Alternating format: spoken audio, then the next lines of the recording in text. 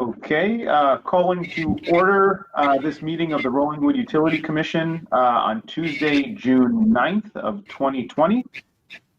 We will begin with roll call. So I guess I'll just call out, you want me just to read the names and then people can say that they're present. So Phil Dixon. Present. Christopher Meakin. Present. Ronald Hasso. Is that correct? Present. And Jonathan Yes. Miller, acting chairman. And Frito Bandito.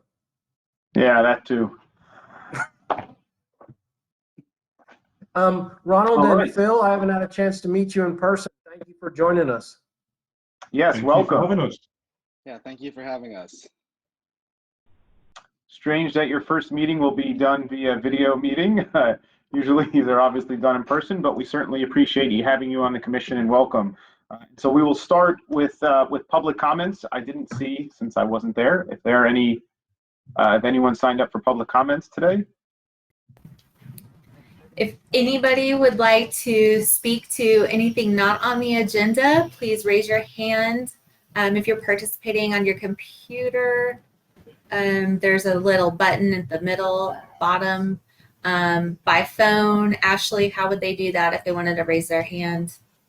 By phone, you would press star, and your options there are to, number 1 is to mute or unmute yourself, and 2 is to raise your hand. So if you raise your hand and you are called on, you will still have to push star and unmute yourself as well, and we'll unmute you on our end.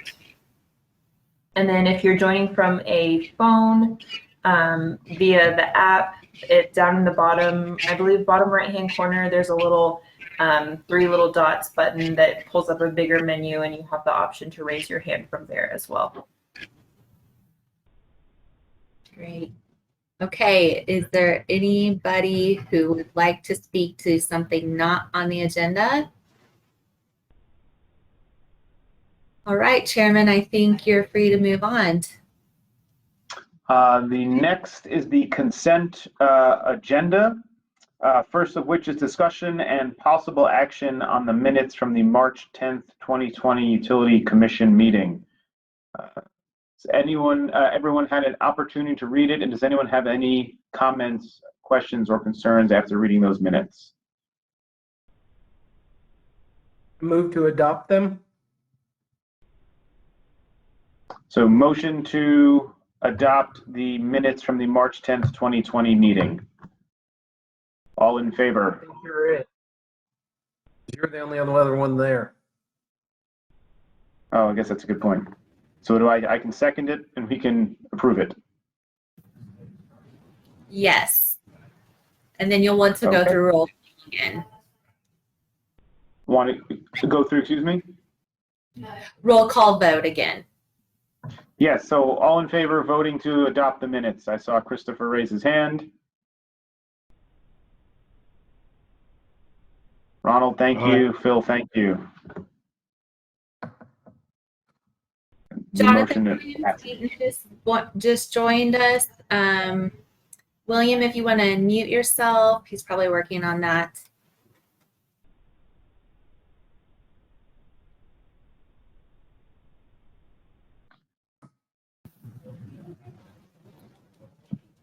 John, is my daughter in your pool? Last I heard they were biking, but that was potentially going to happen in the future. Gotta love a small town. Absolutely. So are we waiting for William to, is he? I think we can proceed while he's working that out, but I wanted to add that to the record that he has joined us. I will let you know, or we'll see him when he joins us. All the way. All right.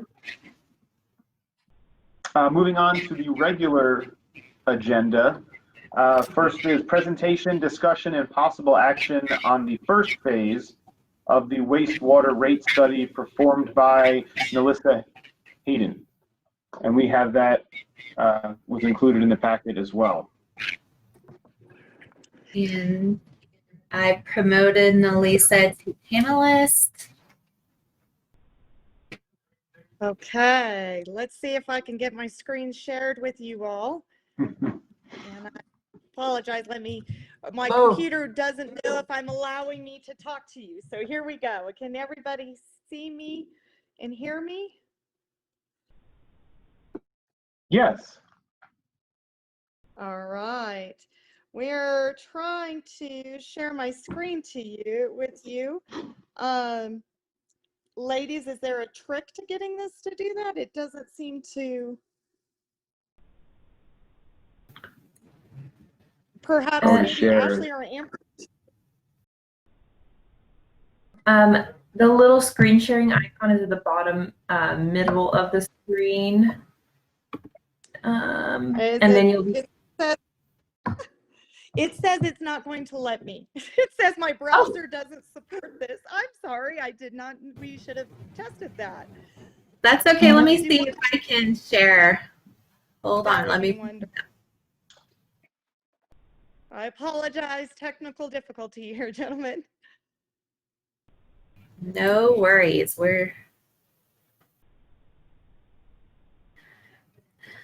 I think technical difficulties are the way of life now.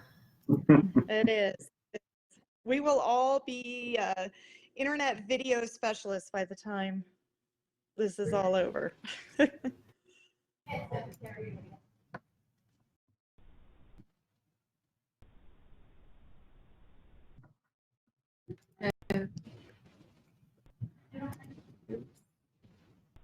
There we go.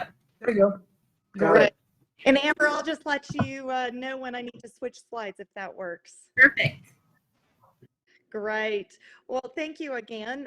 We've had the pleasure of working with your staff on a utility rate study for your wastewater utility. And we're on the tail end of the actual meat of the analysis, but we did want to come to you before we bring you numbers related to rates and talk through some very significant policy issues. If we could go to the next slide. Specifically, we'll be talking about today debt service, reserve funds, and rate design are really the three big policy issues I wanted to cover with you. Let's go ahead and go to the next slide, and we'll start talking about debt service first.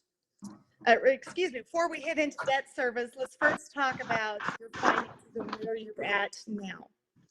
Your FYE 2019 actual revenues came in at just over $600,000. That was your actual revenues for sewer sales. You do have some other miscellaneous revenues, but I really just want to focus on the actual revenues from sewer sales right now. Your actual operations and maintenance, that's O&M expenses, operations and maintenance expenses, came in just shy of $580,000. So we have here about a $25,000 difference cushion there where, yes, your revenues came in higher than your expenses. I do point out, though, that can be easily eaten up with one repair. Also, any weather variations can also cause fluctuations in your revenues. That being said, you have three significant items that are not currently in that budget. The first is your debt service. Your utility, your wastewater utility, has about $725,000 a year in debt associated with the purchase of your system that you are currently funding through your general fund. The second policy issue is related to your vehicle replacement, or excuse me, we also aren't funding your vehicle replacement fund. We also don't have any future capital projects in those numbers. So when we're talking about that your revenues and your expenses are fairly closely matched, you also don't have some programming in there. Let's go to the next slide and zone in a little bit more on your debt service. Specifically, you have about $725,000 a year in debt service that's associated with your wastewater utility. Currently, you're funding that through your general fund. In other words, property taxes are paying for that debt. This is definitely a policy issue I brought to your staff's attention, and I wanted to work through and talk to you all about this. Industry best management practice actually prescribes to fund utility-related debt service through your utility rates. The primary issue with this is equity. Essentially, what we find is that a person's property value may not be very reflective of the burden or the amount of use they're placing on the system. Let me give you a couple examples. The first example, you could have two neighbors on the same street with nearly identical property values. Therefore, they're paying nearly identical revenues to the city for their property taxes. One house, however, has two people living in it. They're using 3,000, 4,000 gallons of water a month, period. That's coming back to the system as sewer. The neighbor, however, same property values, same property taxes, may have 6, 7 people living in that same property, and they're putting 10, 12,000 gallons of sewage back to the system. So just in that example, and I'm sure many people are thinking about which neighbor fits each profile, you can see that happening. The other example would be a commercial property compared to a house. They may have very similar property values, but if that commercial property is a restaurant, they could be using upwards of 50, 60, 80, 100,000 gallons of sewage a month compared to a residential customer who may be sending 4, 6, 8,000 gallons of sewage in a month. And so by having this $725,000 in debt being paid in your property taxes, we do have some potential inequities within your community. If we could go to the next slide, we really highly recommend going to, at some point, funding your debt out of your utilities. In other words, having your sewer rates pay for that debt. Not only is this an equitable solution, and that's really the reason why the industry pushes that so hard, is because then you're asking customers to pay for the services for which they receive. Equally, though, realizing that this could place some relief to your general fund. That $725,000 expense would come off at the general fund ledger.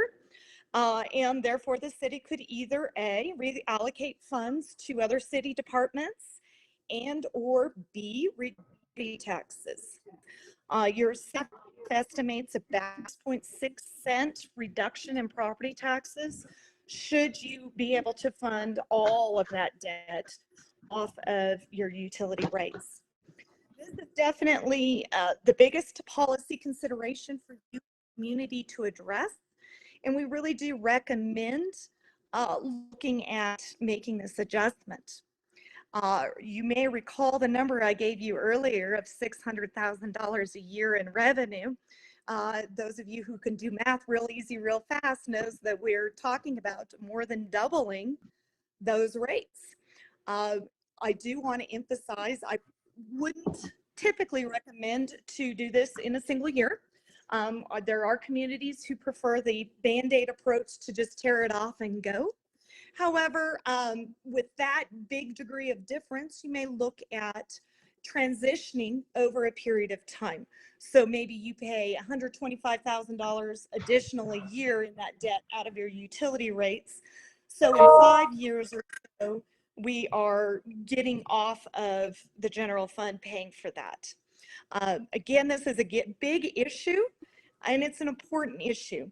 We did want to bring that to your attention, and we can certainly talk about this in more detail now, or I can continue on, talk about the other policy items and have a discussion there. It's really to your discretion of how you want to talk about and ask questions about that.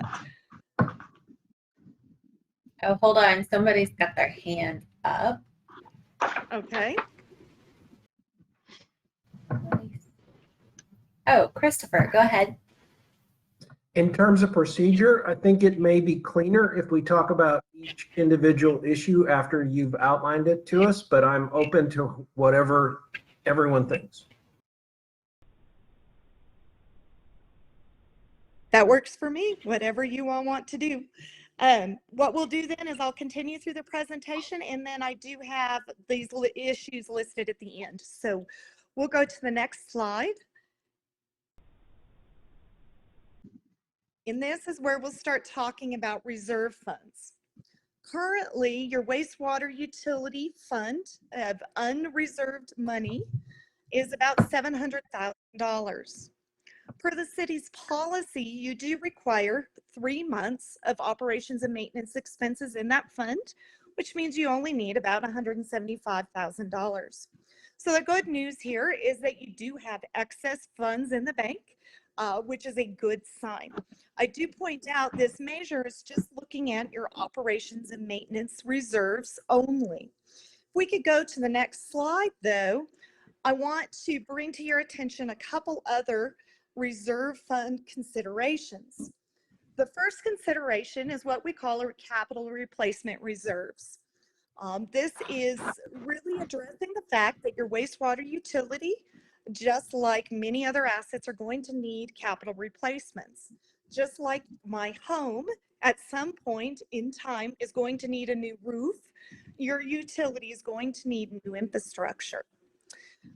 This oftentimes on the wastewater side, probably, and this can range from needing new sewer mains, which are going to be replacing every 30, 40, 50 years, to other items such as pump replacements in lift stations, which oftentimes need to be replaced much more frequently. Many utilities do look at, and again, an industry best management practice is to have some capital replacement reserve funds set aside so that you can fund projects as they come forward without incurring debt. The second category we have is a vehicle replacement reserve fund, where we look at putting money away each year, a little at a time, in anticipation of replacing vehicles. Currently, you have 5 vehicle and equipment, pieces of vehicle/equipment in your inventory. You have 3 trucks, a tractor, and a trailer. The trucks and the tractor, about $30,000 assets, the trailer, $10,000. If we divide that out by useful lives, this would come up to a little over $16,000 a year to put aside in anticipation of replacing vehicles. The concept here is that you put money aside in dedicated reserve funds for these purposes. One of the things I want to point out when we talk about reserves, I highly recommend setting up separate and distinct reserve funds for these purposes. The reason why we make that recommendation is pardon me, is for transparency with your customers, for your community. It's very difficult for your community to understand, why do we have all this money sitting in the bank? But if we put aside and specify this is a vehicle replacement reserve fund, this is the capital replacement reserve fund, then it's very easy for customers to understand, much more transparent. Also, it helps to do that so we don't spend money. We see a pot of dollars sitting there, and especially in times like this where we have tough economic times, are making difficult decisions. Hey, let's not raise rates. Let's just take it out of that fund balance. And next thing we know, all the money you put aside is gone. Whereas if you put it in distinct funds with specified purposes, that tends to provide some guarding from that happening. Let's go to the next slide.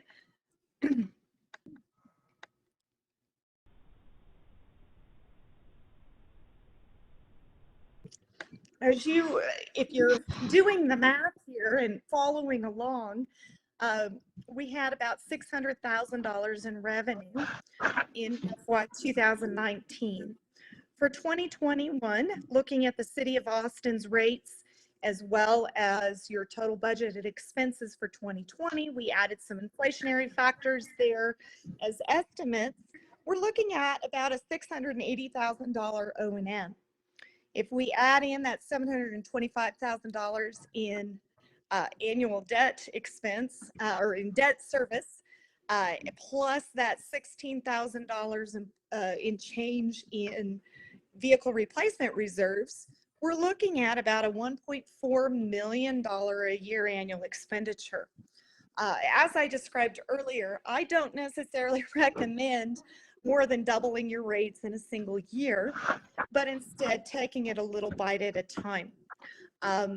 The other avenue or route we would typically do is provide you with 3 scenarios. Scenario 1, status quo, you're not changing your policies. You're continuing on with your rates and your operations as they are. We continue funding that debt through your general fund, no vehicle replacement reserve monies. Scenario 2 is we take everything on at once and go to $1.4 million expenditure. And then scenario 3 is we take it by baby steps. We go with a transitional implementation plan.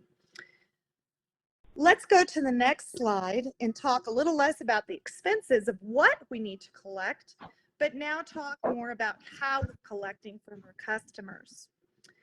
To give a little background here, your current rate design, you do have 2 classes of customers. We will have residential customers and commercial customers. Your residential customers, you are not charging a base fee currently. Customers only pay $7.81 per 1,000 gallons based off of the gallons they actually use, which is estimated as a winter average. You calculate that winter average taking the lowest 3 months of a 5-month period between December and March. Commercial customers, on the other hand, pay a $78 per month per LUE base charge. The LUE is defined as a living unit equivalent, and your staff's done some research and found that those LUEs were set for your commercial customers back in 2012. It was based off of basically the square footage of the buildings. They also are charged $7.81 per 1,000 gallons for what they use, and that use is estimated as the same as their water usage. Let's go to the next slide and dissect a little bit on the policy issues, specifically focusing on your residential customer rates. There are 2 policy issues that I wanted to bring to your attention. The first is a policy issue of how you calculate your winter average, and the second issue is related to your base charge. So let's go to the next slide and get into this winter averaging a little bit more detailed.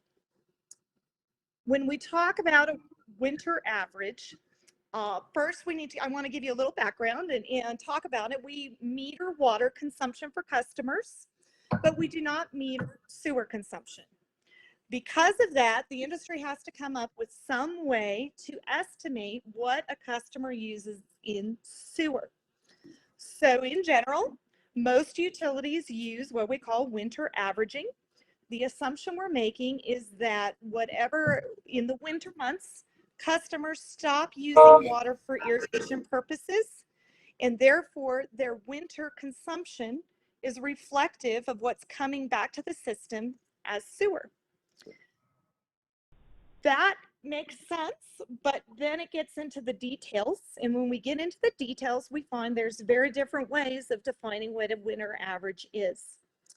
What I've defined as a standard winter average is what most utilities do. Most of my clients do this, and they define 3 months. Typically, it's November, January, and February consumption. We throw out December because usually customers are either on vacation or they have guests visiting, and so it throws the average off. So we typically use those 3 months. The city of Rollingwood, however, takes 5 months between December and March. You throw out the 2 highest months and you look at the 3 lowest months in that 5-month period. So what I did in this table on the slide you're looking at is I looked at the years of 2017, 18, and 19 for your residential customers. And I looked at the 3 months of November, January, and February. And then I looked at the 5-month period, throwing out the 2 lowest months for looking at your average. And what we find across the board for all 3 sample years is that your average use per connection is much lower using your process of this 5 months, throwing out the lowest 2 months than what we typically see in the industry. The concern here, and again, this is totally policy. On the one hand, your process is very beneficial to customers. You're saying, look, okay, if you were watering in November, that's fine because, you're looking at the slide of the weather. So sometimes we keep watering in November and sometimes we cut off. And so your process is very beneficial to customers from that look and that view. However, when we set utility rates, it's pure algebra. And so the cost is going to be whatever the cost is. And when we divide that out, when we take our denominator, if we're using an average of, for example, 4,066 gallons per customer, we're going to have versus 6,660 or 6,670 gallons per customer, we're just going to end up with a higher rate. At the end of the day, it really is a policy consideration, but I did want to bring this to your attention because it does impact how your rates work and look. There have been reports within your community of some people manipulating the winter averaging process, doing things like going to the laundromat during the winter or other bizarre behaviors trying to cut or curtail their winter average down. And you can see there how that may be impacting customers. Let's go to the next slide and talk about your base fee process. Currently, the City of Rollingwood does not charge customers a base fee. Then you start charging $7.81 for every 1,000 gallons a customer uses. What this can do is it can result in customers receiving free sewer. When I looked at 2019 data, you had 41 customers have a 0 winter average if you use the process of November, January, and February. If you use the city's process, which is the lowest of 3 lowest months of the 5-month period, you had 87 customers who had who hit that 0 average. That means that those 87 customers with your current policy pay 0 for their sewer for an entire year until their next use. You have 41 customers who only pay $7.81 for sewer for an entire year. This is somewhat concerning because you do have fixed costs associated with operating the system. You pay the City of Austin for treatment, but the City of Rollingwood has a lot of fixed costs. If you choose to pay for your debt, obviously you have the debt, but you also have a lot of staffing and other fixed costs associated with operating the system that aren't as directly variable. Even your variable costs, such as the City of Austin, let's all be realistic, those 87 houses are sending sewer to the City of Austin. The City of Rollingwood is paying for that sewer going to the City of Austin. They've just figured out how to manipulate it so the rest of the citizens of Rollingwood end up paying for their share of that sewage sent to the City of Austin. Because of this, we highly recommend looking at a base charge to, at a minimum, collect your fixed cost of service. So these customers are paying at least something.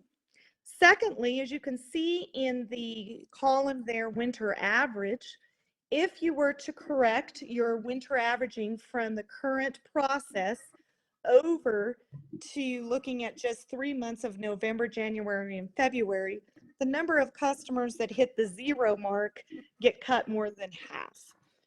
So we definitely would recommend looking at that on your rate design perspective. Let's go to the final slide there, Amber. And as a recap, the 5 policy issues we wanted to bring to your attention and receive your feedback on are the debt funding, whether or not the city should fund debt through the wastewater utility, whether or not to establish a vehicle replacement reserve fund, establishing a capital replacement reserve fund, looking at the way in which your residential winter averaging is calculated, and finally, collecting a base fee for your residential services. That being said, those are my prepared remarks, and we can certainly get into questions and discussion. Okay, there's a hand up. Okay, Council Member Sarah Hudson would like to speak. Lower your hand, unmute you. Okay, Sarah, you can unmute yourself now. Okay. So I wanted to give a little background since I don't know. How long have you been here? How long have you lived in Rollingwood? Anyway, okay.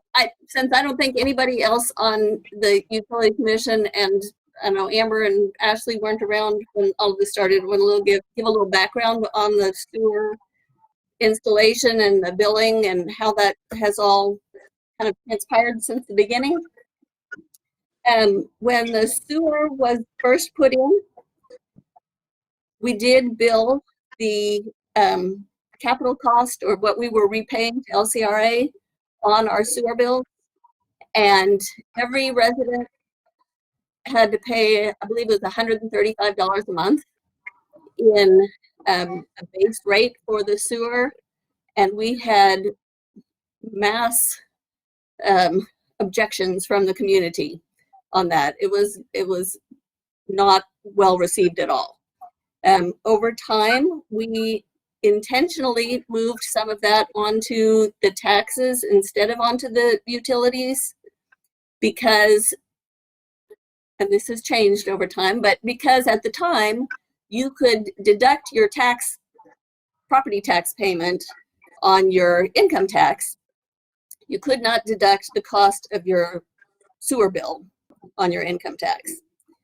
When the city purchased the system from LCRA, we put that purchase cost all on, on a debt service part of our tax rate instead of having it on the sewer bill on purpose. Sure.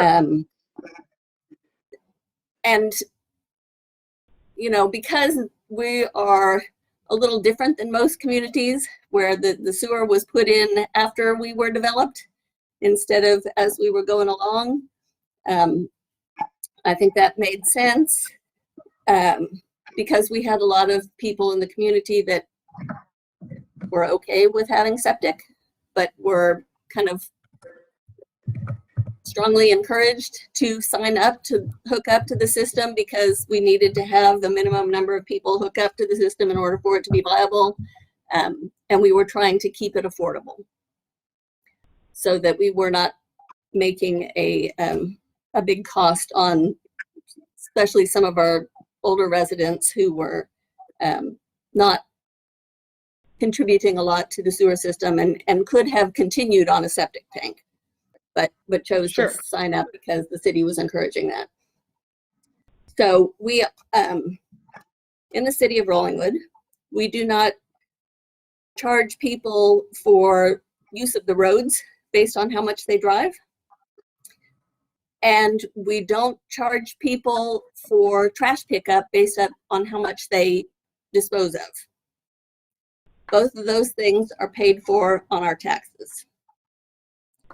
So I've actually spent a lot of time going over our winter average data for this year. And my first thought was that if anything, we need to put more of the cost of our sewer system on the taxes instead of less. For the fixed costs, because a large percentage of those zero usage numbers are for homes that have no water usage right now, because they are under construction or have been demolished or are vacant. And so those homes right now, if all of the cost of the sewer is put on the rates, those facilities, those homes, whatever, will not be paying anything. And right now they're not, because they're not using water right now.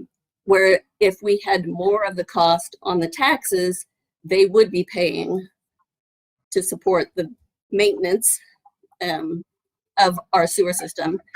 And those homes, the value of all the properties in Rollingwood are increased because the sewer system is there. And realistically, the variable cost that we have is the treatment cost, and that's appropriately charged based on usage. But having the sewer system in place is, necessary regardless of how much usage we have. We actually, right now, for our winter average, we use November through March. So you were saying 5 months, but you only were including the December through March. So we used November through March, dropped the two highest. And that was something that we certainly talked about, maybe changing how we figure that, drop only 1 month, drop the high and the low. I mean, there's other things that we can do for that, or put some kind of a minimum. And for those homes that are occupied, having a minimum so that, if we don't have a base rate, then we would have a minimum so that everybody is paying something towards that.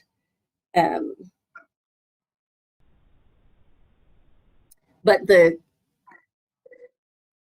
we have a lot of homes, a high percentage of the homes in Rollingwood, so over 10% of the homes in Rollingwood are not contributing to the sewer because they're not using water right now.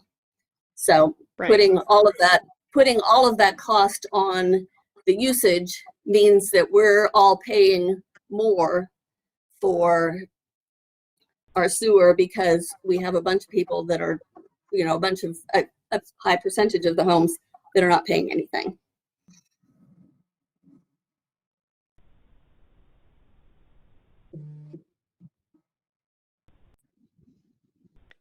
So I think we need to address the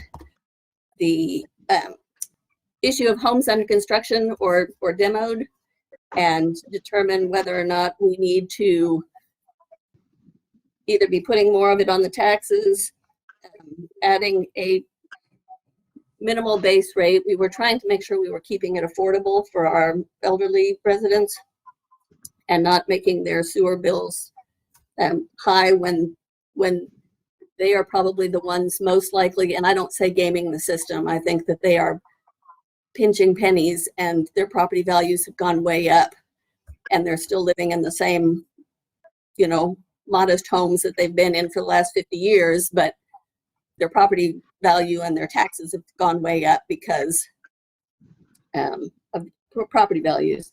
But we either need to do the base rate, put more on taxes, or consider some sort of a reconnect fee for those homes that are not paying for sewer at this time because they're not using any water. So those are the things that I have been thinking about as I've been walking the neighborhood and figuring out what's going on with all of the zero usage homes that we have and are really low usage. And I think some of the data in there reflects clearly people not using water, and then also it looks like there's some misreads or inaccuracies that need to be corrected as well. Sure. I'll address a couple things if that's all right. Sarah, thank you very much. That background is extremely important and helpful. I wanted to address two categories. The first category are homes that are demolished or under construction. there are some ways we can address them and put them in their own categories. So one category could go to a different customer class, which is a demo or construction customer class. So they're no longer a residential customer, they get put into this other customer class. From there, you can have a base charge or change them a little bit to address that. Effectively, then they would be paying what I would call a standby fee. We are going to pay a fee to the city associated with the city having services standing by for you when you're ready to connect to the system. The second category of customer I did want to address is the people that you kind of said, penny pinchers, your retirees, the little lady who is just living within her means and struggling, and that is absolutely where rate design comes into play, is very important. I agree with you on some levels on the property taxes, and as you said, there's been some changes on the ability to write those off of taxes on your income taxes.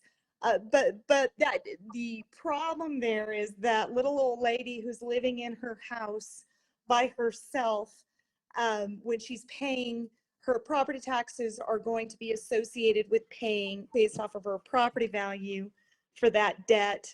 And as you pointed out, values go up, et cetera, she's seeing a bigger increase there and only putting a little sewage in the system. And so that does lead to some inequities there for her in general. It's certainly, though, a policy issue for this community to address, is how you want to pay for the system. I know that I've worked with other systems owned by the LCRA, and I think you have gold line pipes. And that's a difficult balancing act for your community. But I did just wanted to bring that issue in terms of the balancing of fairness to the little old lady who's paying higher and higher property taxes, even though she's using 2,000 or 3,000 gallons of sewage a month.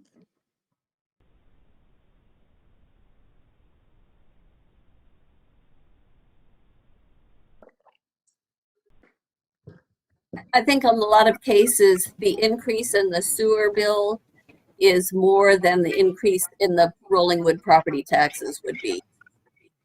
It could be, yes. And again, and they absolutely see. Yeah, and they see that every month, so it's more concerning. Sure. Amber, can you remind me, what do we charge homes that are under construction for on the water usage side? Is there a base rate for when a home gets demolished and is under construction and they're not using water, but they're still roughly connected to the system or standbying? On the usage side, again, and we understand this is only for wastewater, but on the regular water usage, is there a bill for those houses that are under construction, or are they just paying nothing?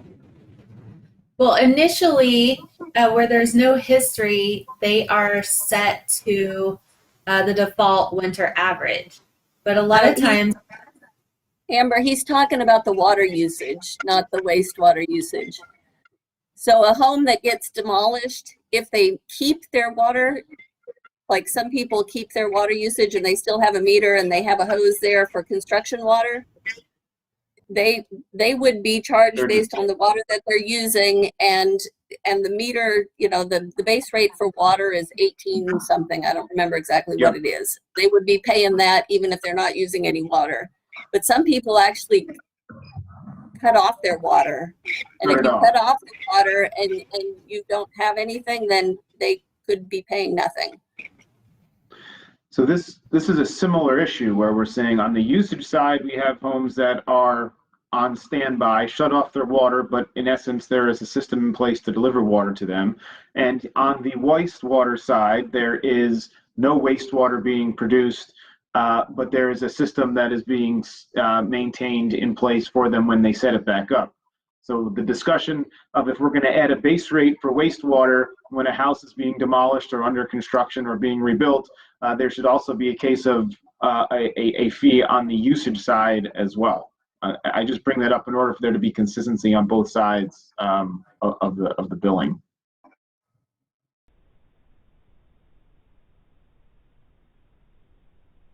Yeah, when we set up the base rate for water, that was intended to cover like the cost of meter reading and, you know, sending a bill and that sort of thing. So it does sort of effectively cover the same costs for the wastewater, but it is not put on the wastewater side.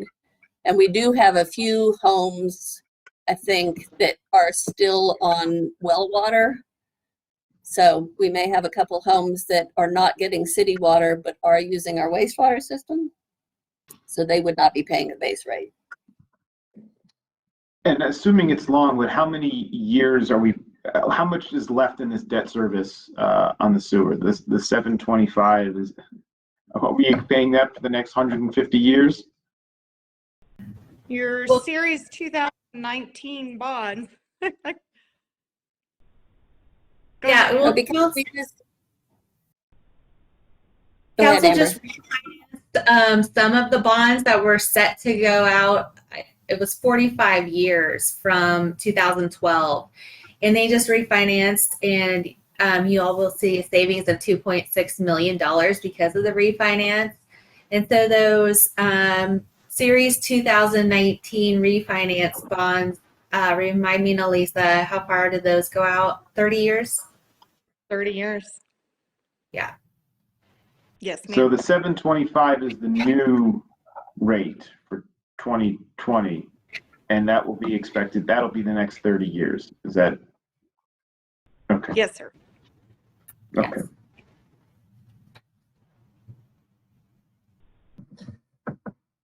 May I take another position in the hopes of maybe making a clear path for anybody to take a position in between the two?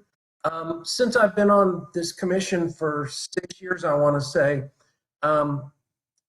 we've been hearing kind of the same thing about how we don't want to socket to certain low-end users, and as a result, everything is kind of skewed in a way that heavy users of water end up paying a lot more in the fixed and variable costs of wastewater. And I am not in that position. I'm on the good side of that skew. So I'm not advocating for me. So if you have a really big yard and you water, and John and I know somebody that has a really big yard and waters their yard, they pay a lot of money in sewer when not much sewage, wastewater is coming out of the house. The water's going back to the water table. So I'm a fan of, there is a fixed cost of having a sewer system, much like there's a fixed cost of having a police force and a city hall and everything else. And we should all pay our chunk of having that. And if your house is under construction, that sewer is still there and it's ready to hook up and be ready as soon as you want to hook up. And you can handle that by either not charging them anything, charging them while they're under construction, or charging them a hookup fee. And that's a political issue based on how people perceive the exact same amount of money moving from one end to the other. But there is a cost to have a wastewater system. And right now, the fixed cost part is skewed and the variable cost part is skewed. So if we could flatten it out, that's the policy that I would advocate for, where, because there is a sewer and you can run wastewater through it, your land has a certain higher value than if you don't. And I'll get off my soapbox. Well, and I'm certainly in favor of a standby fee of while the house is under construction, in the hopes that it expedites the process of the construction, as opposed to some of the 18-month projects that we've seen taking place. And now, again, I don't know if $10 a month is going to do it, but certainly saying, hey, this is your standby fee. You're going to be paying for the wastewater until you get the home hooked back up.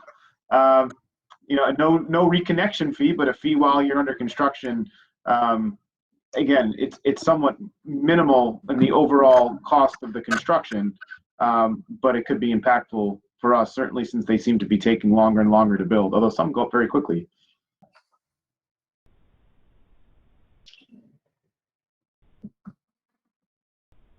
Phil, go ahead.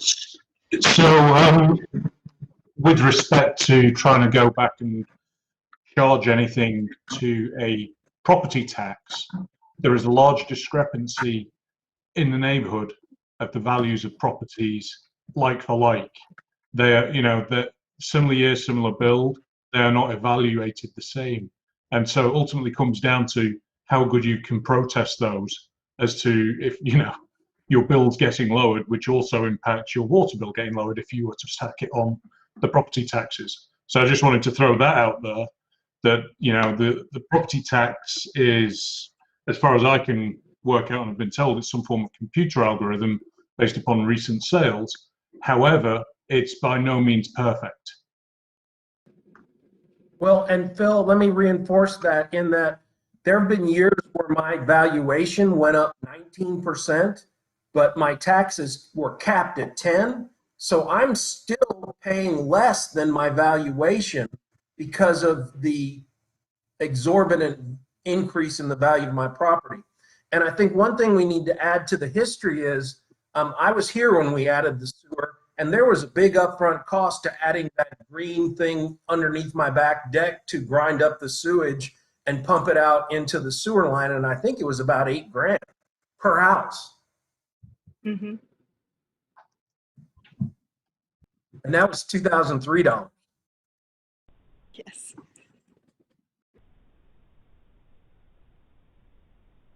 Well, so I think it would be helpful to understand, again, we see the potential need, the 725 plus really much smaller amounts in the other items, and deciding what, if we are comfortable with status quo with regard to the debt service going through taxes, but think there is a need to increase the reserves related to some of the other capital improvement items.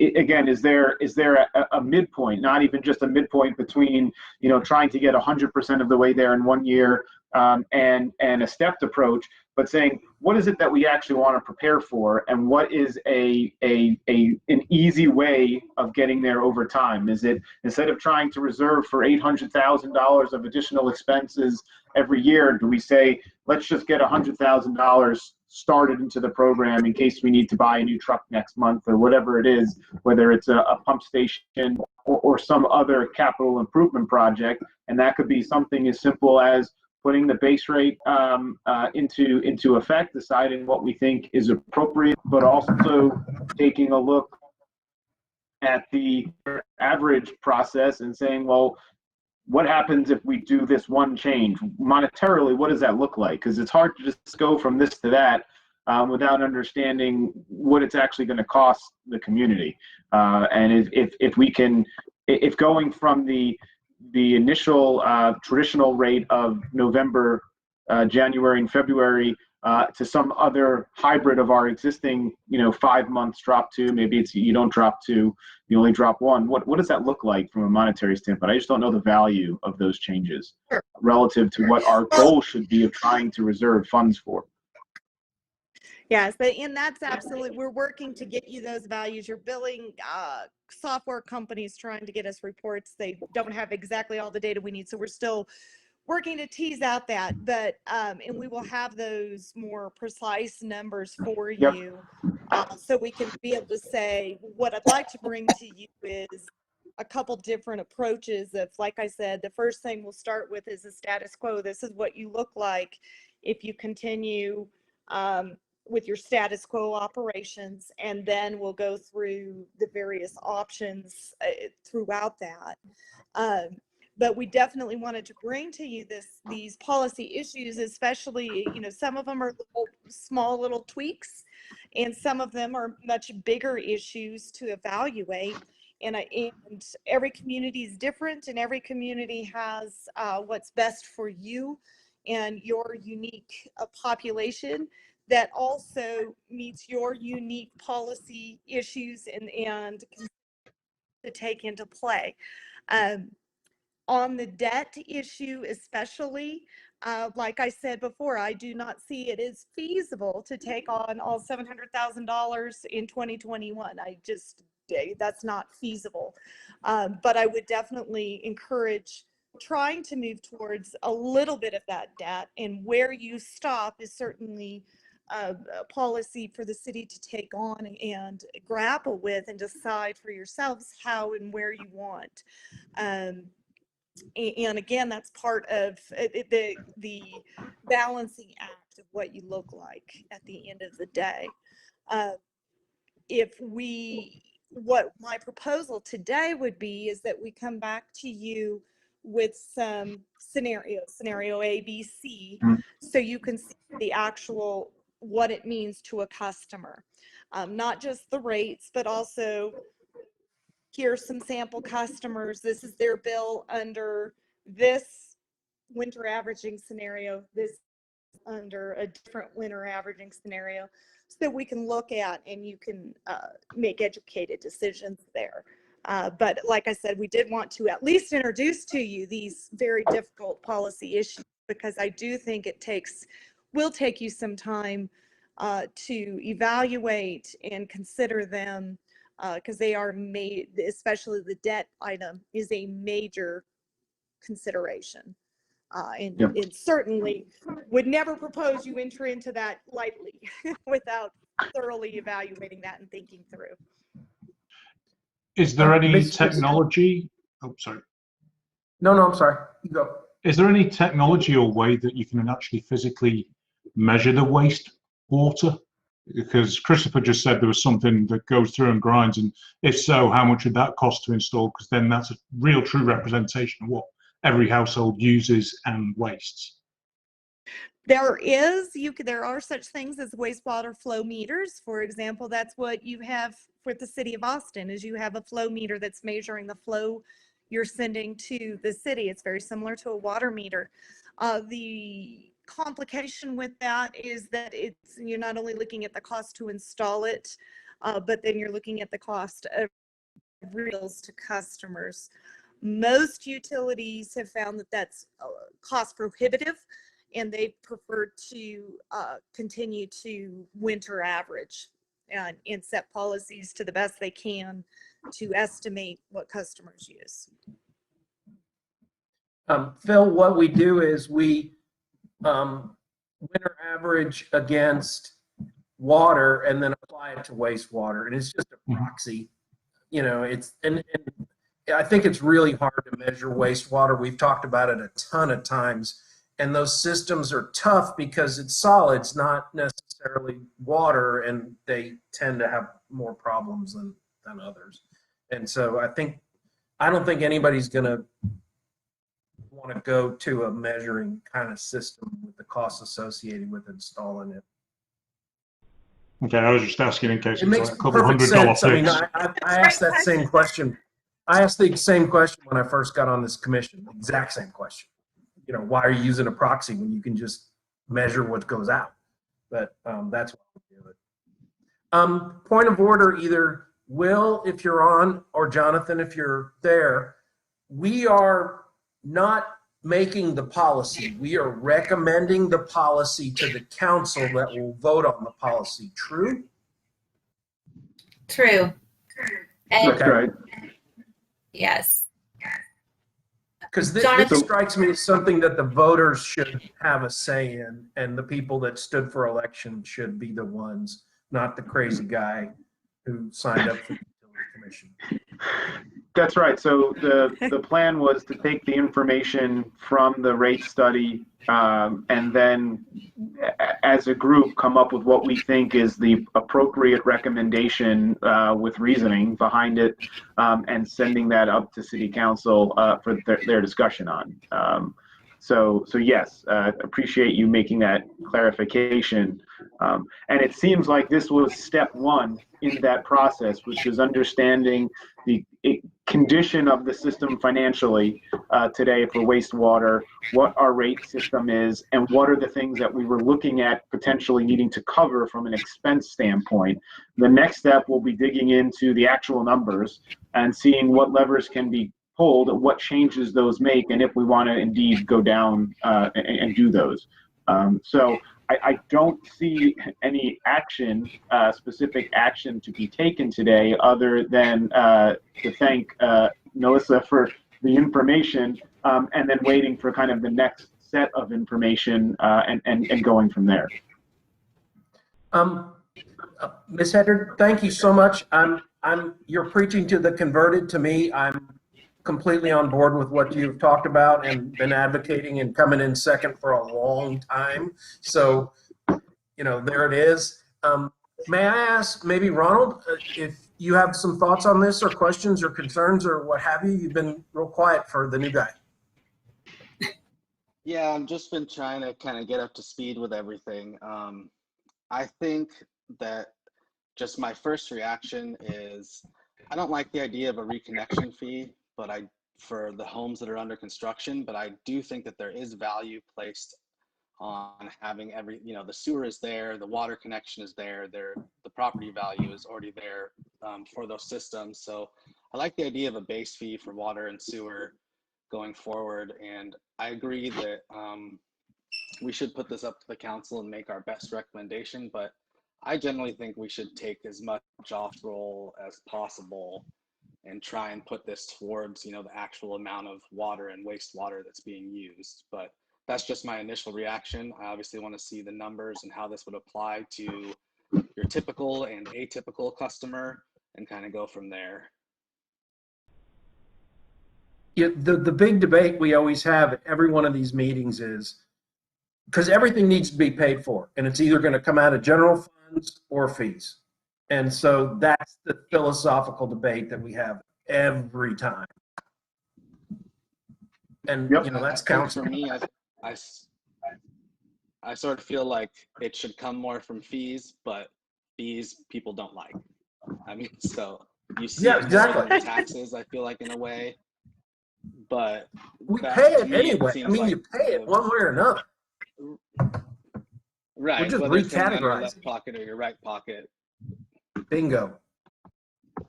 So Jonathan, before you move on, Sarah Hudson has her hand raised. Go ahead, Sarah.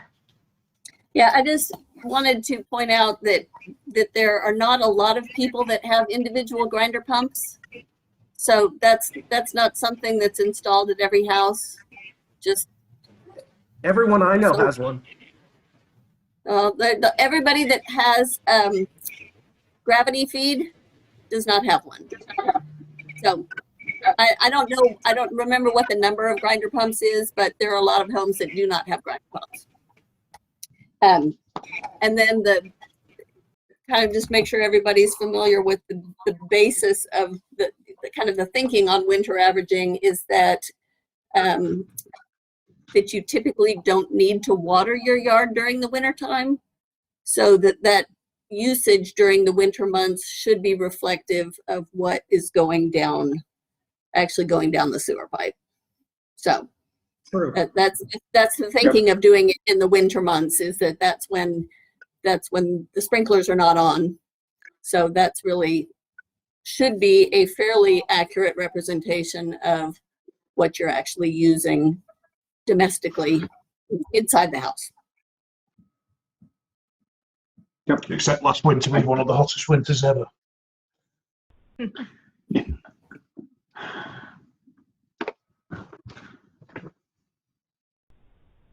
Does anyone have anything else they'd like? Oh, go ahead. Just want to make sure, does anyone have anything else they would like to add or any questions they would like to ask, I guess, before we move on from this topic? And we don't need to make a motion to pass, right, or table it? Oh, go ahead. what is a typical base fee that other communities use for their water and wastewater, Alyssa? That is a Good great question. Wonderful question. They range depending on, of course, your philosophy on what you want to recover in your base fee. Some communities recover just the cost of meter reading and sending bills to customers in their base fee. Others try to recover more fixed costs from their base fee.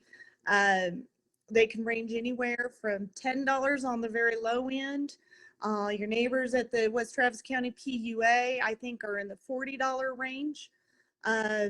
It really can range, and that's where the balancing act comes from. In that balancing act, you want to balance your revenue stability. So even though we're trying to look at what in theory is coming back to the system as sewage, if we have a really wet winter, it can completely throw your winter averaging off, and your revenue stability can become less stable in those periods of time. So, but on the same note, you want to give customer, one of the benefits of having volumetric rates is then you can say, and bringing it over from taxes. Dear sweet little old lady who lives by herself in her home, you have a degree of control. Yes, we're charging you $10 a month or $15 a month for your sewage as a base fee, but likewise, you have control now over how this impacts you, on how much you use.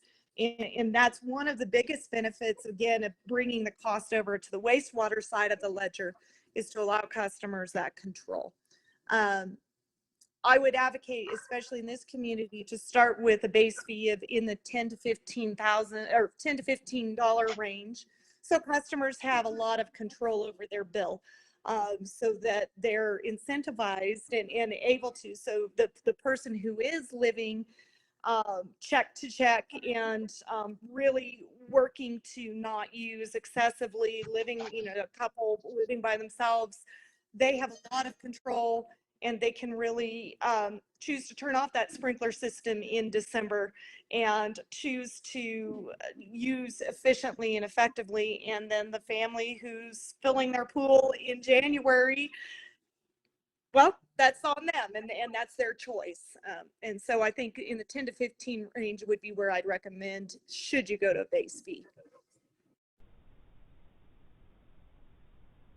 To that end, I'm making a note to myself, we can provide you with a survey of surrounding communities so you can see what the base fees being charged in the in the Travis County area. We'll give you some other utilities so you can see some comparisons, just from a benchmarking policy perspective. I can give you those. So, Ms. Hendon, may I ask a question?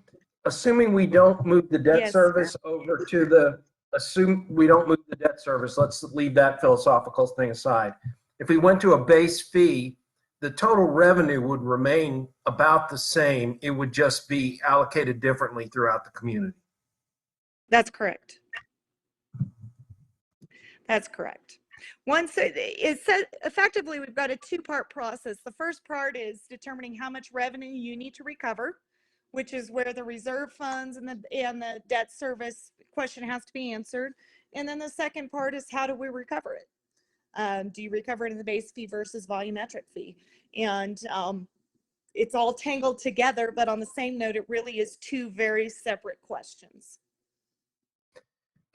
As to homes under construction, at least as a guy who's done 3 different remodels, the cost of wastewater and water was not a big driver in how quickly the project got done. It had a lot to do with whether the contractor would show up that day or not. Oh, and now you're being but as personally, I wouldn't be opposed to paying some reasonable base fee while I'm even out of the house, because I know that they have to have a sewer when I get back in.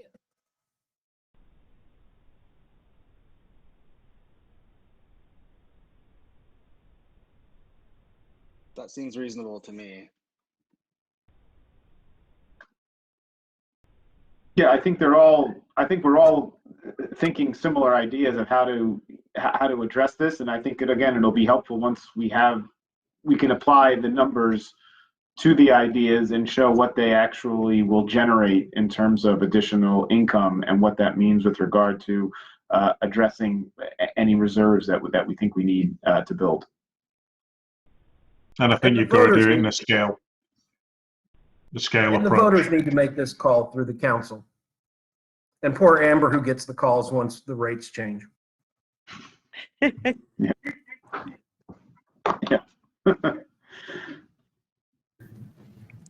So then are we okay moving on?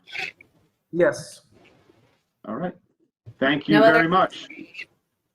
Well, thank you for your time. If you have any other questions, just let Amber and Ashley know, and they know how to reach me, and we'll continue to plug forward, and we'll bring you some more numbers and details in the coming weeks.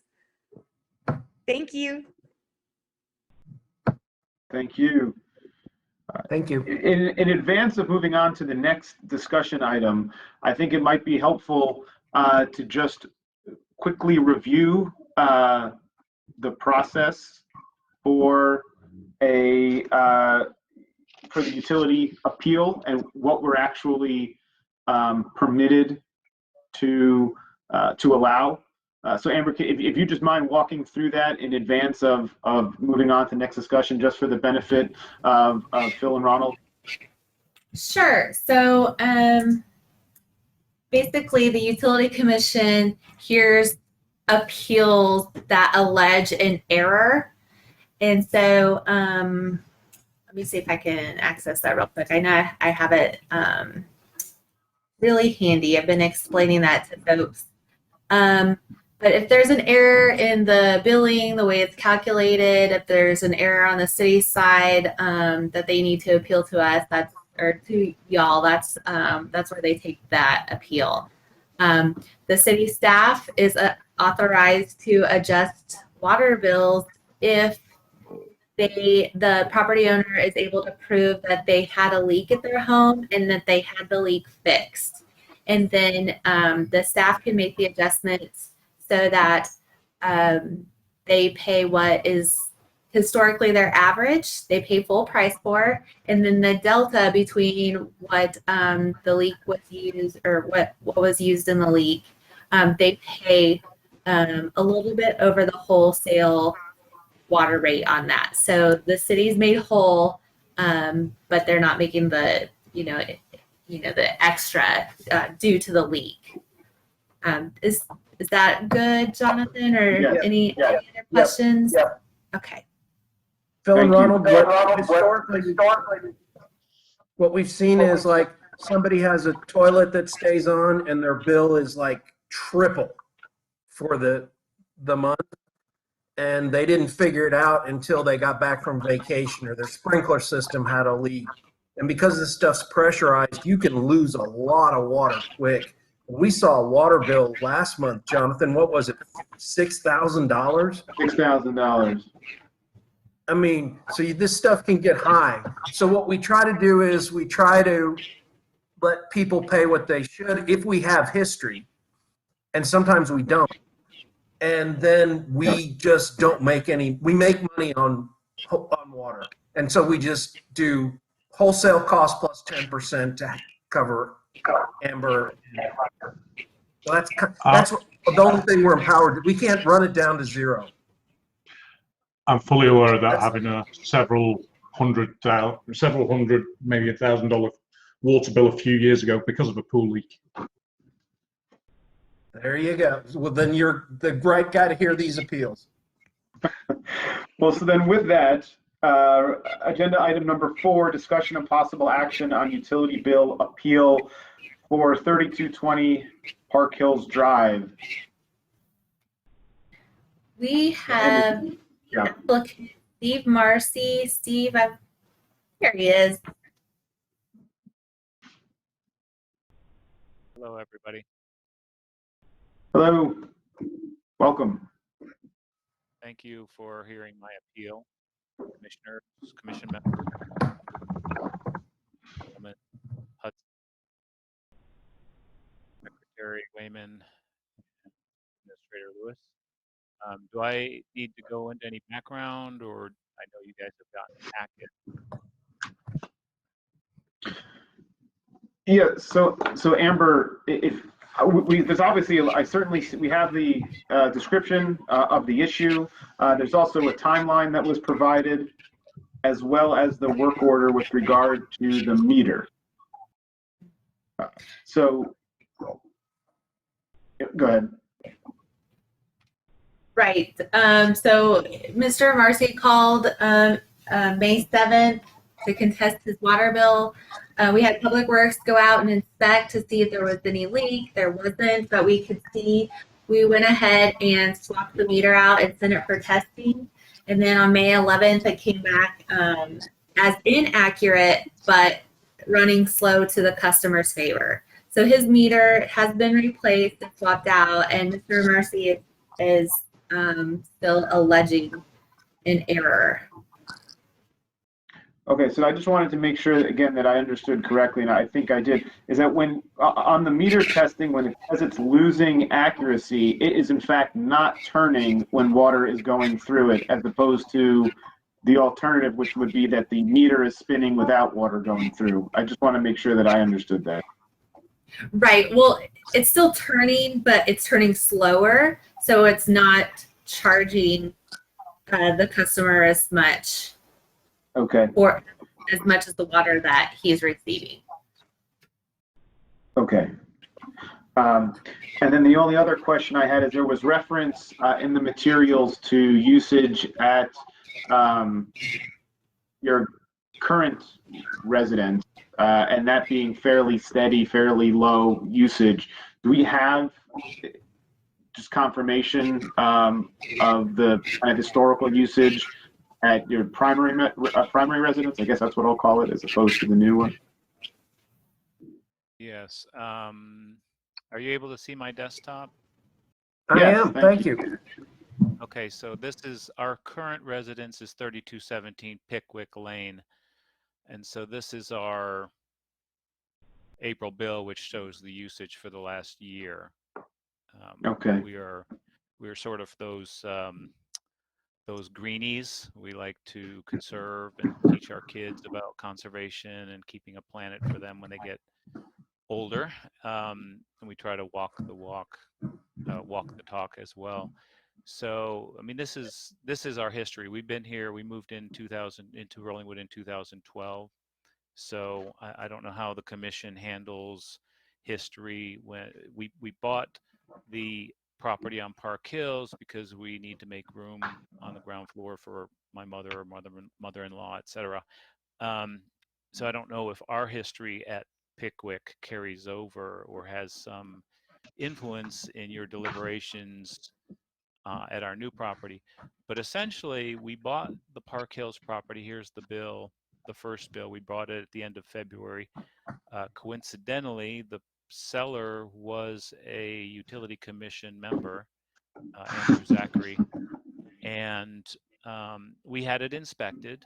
We had all of it inspected, and I've gone through that inspection report multiple times and also had a conversation with the inspector, and he confirmed that he determined and detected no leaks. So we got our March bill. I had that conversation and went through the inspection report after I got the high bill. So this first bill we got for the month of March, not surprising, there's nobody there, zero usage. Then we got the April bill, and it showed 32,000 gallons of usage. And that's when I, first looked at the inspection report, called the inspector, went and made sure that the irrigation system is in fact turned off, has always been turned off, confirmed all of that. Then I called the city, spoke to David. He said they would put the new meter. They did all that just as the city administrator has confirmed for you, and determined that the meter was undercounting, and so it actually should have been higher, which now I was really scratching my head. So I've never been through this before. I've never had water usage that didn't match what I thought was or water bill that didn't match what I thought was our usage. So the neighbor across the street from 3220 Park Hills is a very nice gentleman named Tom Farrell. So I approached him first to ask him if he happened to notice if maybe our sprinkler system was going off, even though the controller was set to off. And he said, no, he's never seen that. He's been away in Houston a little bit, dealing with the passing of his son-in-law. But while he's been home, he's never seen anything like that. And then that's when he apprised me of some information about. Well, first of all, I guess in reading the minutes from your utility commission over the last several months, he informed me about this air bubble issue that sometimes happens. He said he would go back, he would ask his wife who handles the bills, because usually if it affects one property, it affects multiple properties on that street, but it has happened on Park Hills before. But he would ask her to go look at the bills. He said he didn't think he saw anything out of the ordinary for their bills recently, so he didn't think that was the case. But the other thing that he told me was, and I found this in the minutes that as I went back and read them, there is a home. We were 3220 Park Hills. 3218 Park Hills is under construction. And I guess in the minutes of the November 19th meeting, J.D. Hunt, the construction company, said that more water, they got a bill for more water than had been used there. And then in the December 3rd minutes, Josh Gonzalez, the supervisor from J.D. Hunt, said our average water bill when we build houses is $400 to $500 a month. Tom Farrell had told me, I didn't know the history, but that I guess there was somebody on the construction team at that house tapped in before some meter, I don't know which meter, and was stealing water. And I guess that's what was alluded to in the minutes about it being handled through the court. But he said there was also an incident after that where the construction people ran a hose to Maria Abernathy. She's 3216 Park Hills, I believe. So two different instances of them using water that wasn't theirs. So I'm not sure, again, I don't know what, I don't have access to what their current usage is at the construction site. But the other thing that Tom suggested that I do was to take some pictures and show, let me just switch so he said, are you able to see the photos? Yes. Yes. Okay. So he said, he's seen that construction more than he's wanted to. And he said, there's always just tons and tons of cars there. And he said, take a picture of this. This is what the water line is that they're using for that home, that construction project. I don't know. I don't know construction. I don't know water. I don't know any of this stuff. But Tom Farrell does have history in this area. And it's his belief that there's no way that that little line could provide as much water as they need for that construction. So I'm at a loss, guys, folks. I don't really know what's going on. I just know that I've done everything I can to check our side of the line. There's no leak. There's no sign of water inside the house, outside the house. The inspection confirms that. I don't know where the 30, David Brasich says was actually closer to, because of the undercounting, it was more than 32,000. I mean, that's more than a tanker truck full of water, and I just don't know where it can be going or where it did Mr. go. Mercy, did you end up blocking the host bids after I suggested that to you? Yes, and I've been checking every day because of this incident. I've been going by to check the meter every day to make sure there's no usage, and there has been no usage since then. Ever since I locked up, there has been no usage. Well, actually, ever since they switched out the meter, there's been no usage. Okay. And I just want to reiterate, we're rural followers. We pay our fair share. Absolutely expect to pay our fair share. If we used 32,000 gallons, I would absolutely write a check and pay for 32,000 gallons. But we didn't use a drop of it. So that's where I have kind of a little bit of an issue.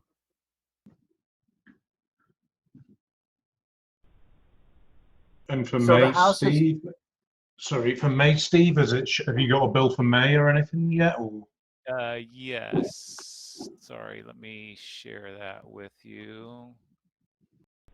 So we did get the last bill, the most recent bill.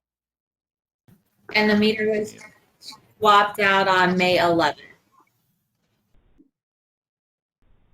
Yes. So this bill includes that change out gallons.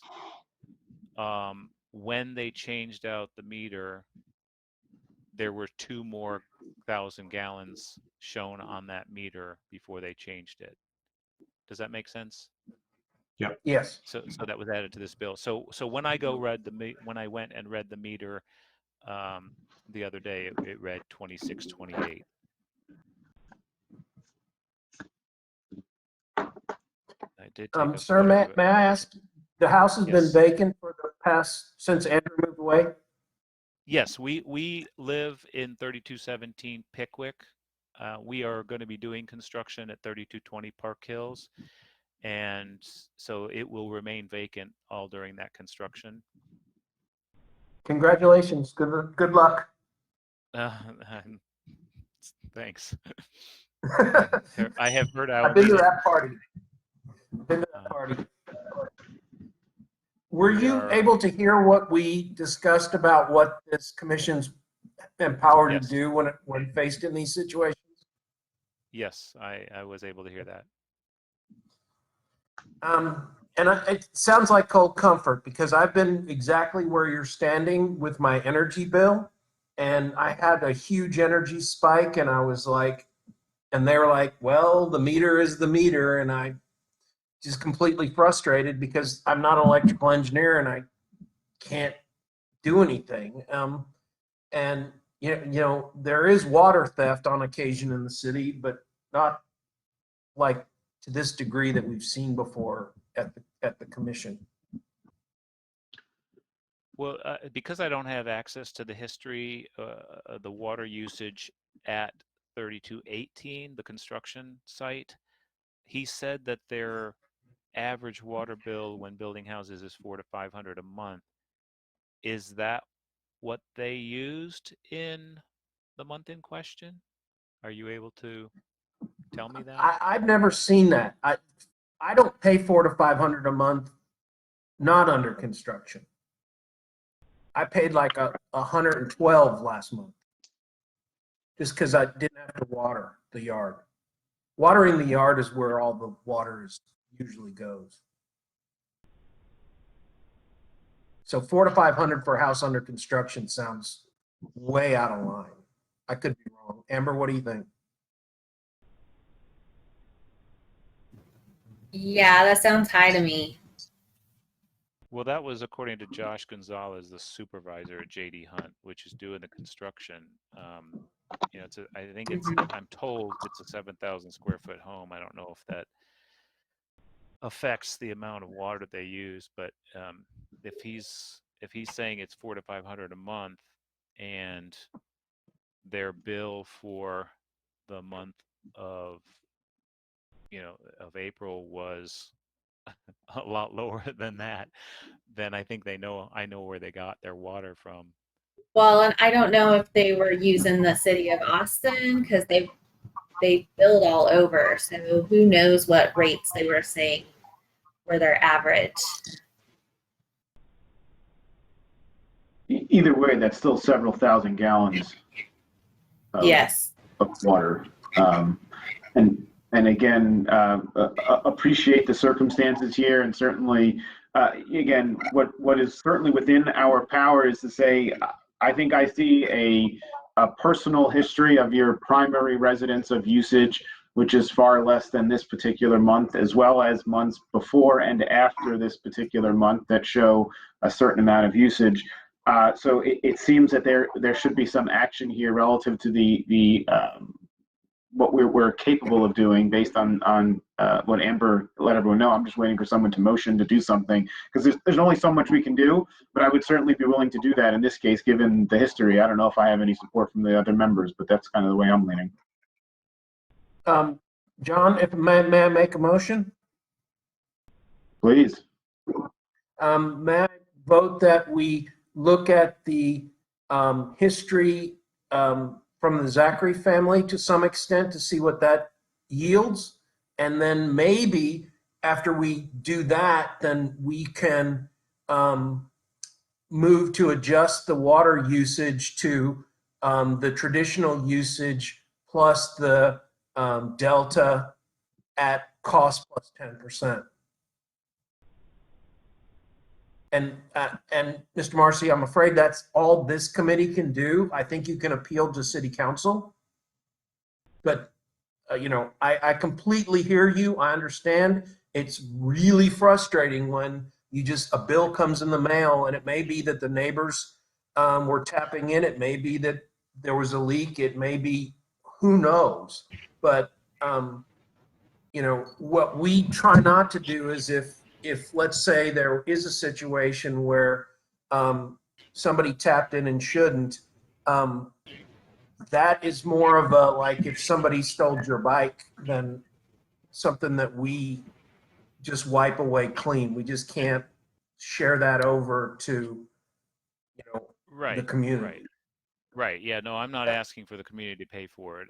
You know, I own the property, so ultimately I own I have the responsibility. With all due respect, though, you know, the Zacharys, I don't know whether the Zacharys were profligate water users or not, but you know, they did live there, and they probably watered their lawn, and I wasn't there. You know, when I asked Tom Farrell, I'm with you.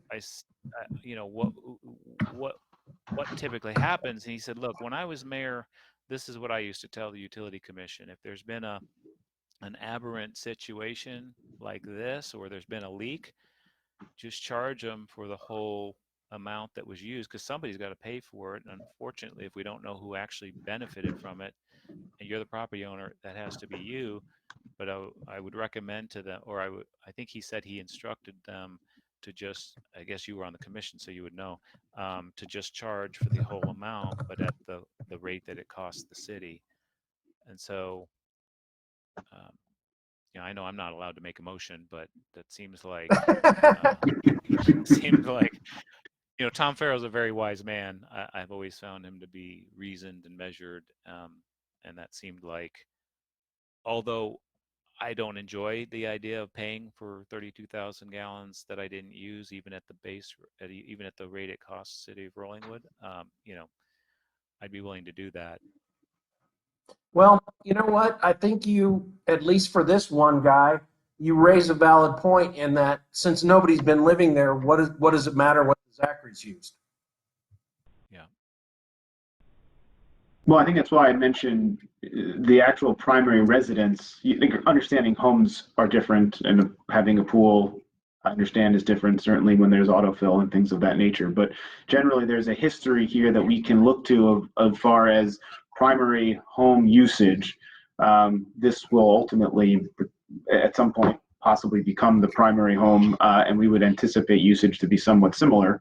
And I think we can look to that to simply say that this is aberrant in nature relative to current usage.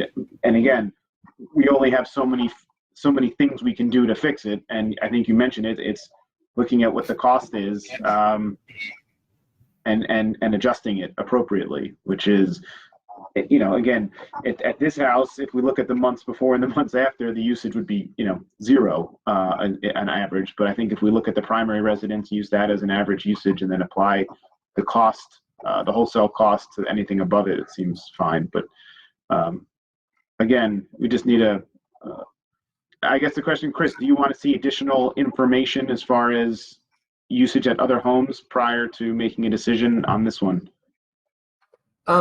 No, I would take Mr. Marcy at his word that nobody's been there, and this is either some situation that's beyond his control, and I would even go so far as to say that the whole amount should be at cost if we're empowered to do that. Cost plus 10%, if we're empowered to do that. You can do that. Phil, Ronald? Okay, Phil, Ronald, what do you think?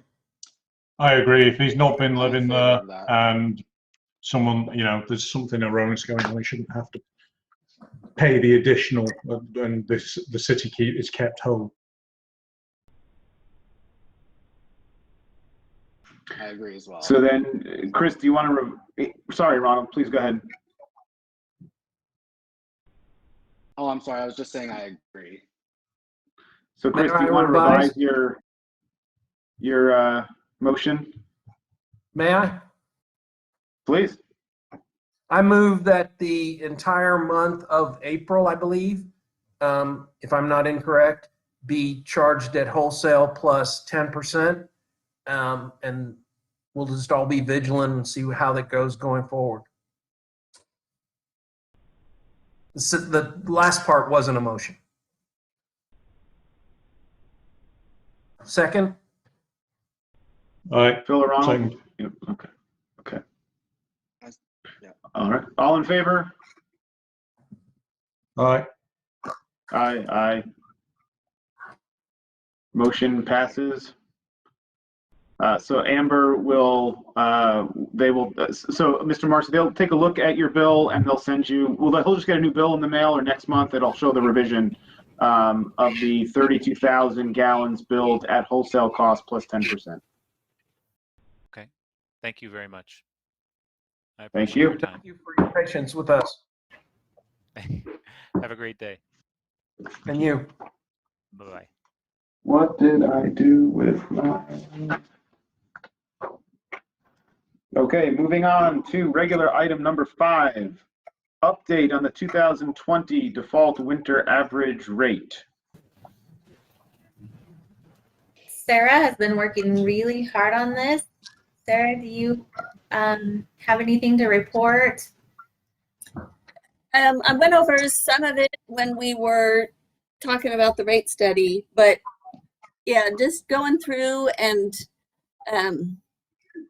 looking at all the data and walking the neighborhood and figuring out which homes are under construction, which demolished, vacant,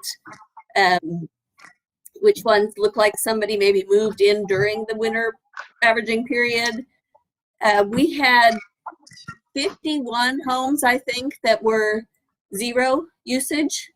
And there were a number of others that were less than 1 when you did the average based on either how much they used or the way the readings were, that, they'd had a couple of zeros and then big numbers that fell out. So I have, and Amber, do you remember what the winter average calculation was that AWR came up with? Let me find that. Yeah, so when I dropped the zeros out, it goes up to 7. And I can't remember if it was 5 or 6 that AWR came from, but clearly when you're not averaging zeros in, the number is higher. We don't have a lot of people, I think, that we use the default average for, but there are some. We actually have a couple of people where their number should be lower than what was calculated by AWR because they moved in during the period, and so they didn't give them a default and they averaged in values of like them filling their pool, which makes their number way higher. So, and then there's some that I just didn't know, some that looked like there was probably a misread, like where either they didn't read the meter 1 month and the month before, so either the month before was high and it looked like maybe they came back and read it, but because it was misread, then it showed no additional usage that month, or they didn't read the meter 1 month and then the next month the reading was twice as high as it should be, but then that reading drops out and the zero gets averaged in.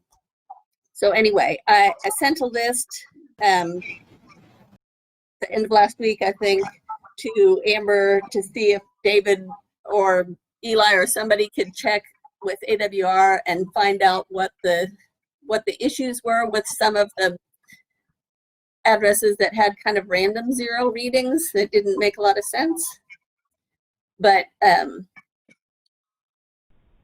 may be some adjustments when we get the results of that. There may be some adjustments to some of the winter averages for individual homes and also for the default average that we assign to people that move in going forward and don't have history.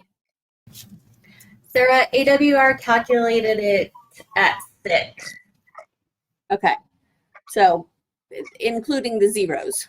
So when you drop out the zeros, it goes up to at least to 7. And there may be some more adjustments to that. So,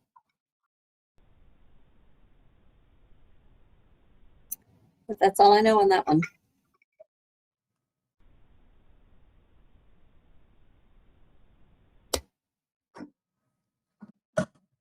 Somebody. Oh, Jonathan, I think you're on mute. Brilliant. I was saying we'll take that information, hopefully alongside the additional information we'll get on the rate study, and so we can see when we take that and look at any changes to winter averaging, we'll have a base of our existing, I guess, winter average relative to what we can do to change it. So I think that'll be helpful. Right. Right. Okay. Okay. So then no action to take here. Anyone have any comments or questions? No? Well, I think we're moving to adjournment, if everyone is supportive of that. Well, thank you to everyone for your time this afternoon. Thanks, guys. All right. Thank y'all. Thank you. Bye. Well, Thank you, everyone.